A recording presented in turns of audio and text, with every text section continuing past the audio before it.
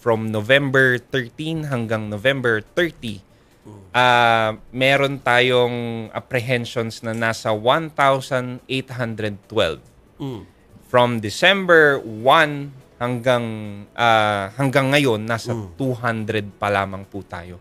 So, Wow! drastic Ang laki talaga ng yung drop. Very significant po Oo. talaga ang binagsak ng ating mga apprehensions. Ever since tinaas yung fine. Yes, and ever since tinaas yung fines and then ever since na inaraw-araw ho namin yung pag-ooperate sa mga bus carousels. So, ibig sabihin na-disseminate na natin yung information, no? Yes, Kasi Malinaw baka na. nung umpisa kasi, hindi pa nila alam na, mataas na yung fine. Hindi, as Ayun, long alam yung na. visibility doon sa Oo. bus lane ng mga MMDA enforcers, talagang damang-dama na. Isa ba sa mga dahilan yun? Katulad, tama po yun. Isa po sa mga dahilan yon. Katulad nung lagi namin sinasabi, hindi namin kayang i-cover ang buong Metro Manila. Kaya naman po, katulong namin ng HPG, andyan ng IAC, yung Coast Guard po natin tumutulong mag-enforce po sa mga bus lanes para yung mga MMDA makapag-operate po sa mga mabuhay lanes.